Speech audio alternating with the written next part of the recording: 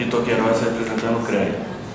Eu queria primeiro pedir só um esclarecimento com relação à apresentação da doutora Renata, a respeito da responsabilidade do Conselho Estadual decretar o racionamento, que eu tinha um entendimento um pouco diferente, mas eu só gostaria que isso fosse esclarecido. E aí eu tenho alguns pontos, já foi pedido vista, mas eu queria colocar alguns pontos para a gente já ir pensando na nova redação.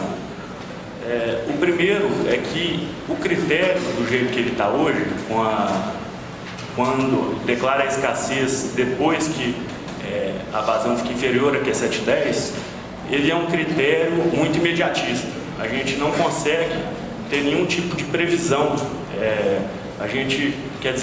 A vaca já foi para o brejo, como foi dito aqui. Então a gente tem que pensar também num indicador que nos permita, ou criação de níveis de alerta antecedente, que nos permita não ter que chegar nessa situação mais crítica de restrição, etc.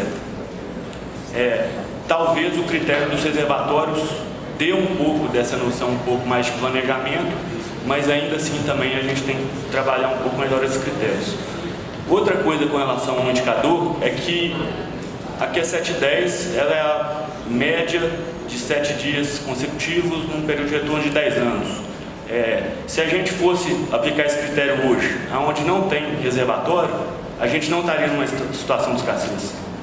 Então, a gente tem que pensar num critério sazonal, num cálculo de vazão de Q710 mensal ou pelo menos trimestral, porque a gente não imagina hoje, a gente calcula que Q710 está acima, ok, não estamos num estado de escassez. Daí a 2 meses nós estamos num colapso. Então é uma coisa que a gente tem que, eu gostaria de sugerir que a gente pensasse nisso. Uma outra questão é com relação ao tempo mínimo que nós vamos ficar nesse período de escassez. A proposta da DM, ela fala que vai ser definido um ato, mas eu acho que seria prudente a gente definir um período mínimo que ficasse na situação de escassez, porque senão a gente declara uma situação de escassez, chove no dia seguinte, de repente a gente sai da situação de escassez e aí pode dar uma sinalização para a população de que, não, agora está tudo bem. Então acho que a gente tem que pensar aí 60 dias, 90 dias, não sei, é um critério difícil de definir, mas eu acho que a gente não poderia deixar de fazer, porque um sistema de alerta ele depende de credibilidade. Então a gente não pode ficar variando demais.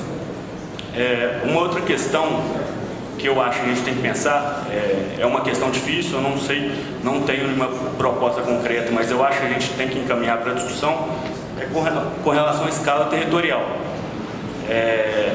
Eu acho que a gente precisava definir melhor qual escala é essa que nós vamos declarar a escassez. Se vai ser na unidade de planejamento, se vai ser numa subbacia, mas eu acho que deixar isso muito variável também pode trazer algumas complicações para a declaração de escassez. E por fim, o estado chamado de estado de alerta, ele não apresenta nenhuma consequência prática, pelo menos na minuta da resolução. Eu acho que a gente poderia pensar em algumas ações mais concretas desse estado que antecedesse o estado que entraria na restrição de vazões. E aí só um detalhezinho também, tem uma incoerência no artigo 8º, que ele fala que a declaração de escassez implicará em medidas de restrição, quando na verdade o estado de alerta, que é considerado o estado de escassez, ainda não implica numa uma medida de restrição. Então é um detalhe de redação, mas aí eu acho que tem que ser corrigido. Um último ponto.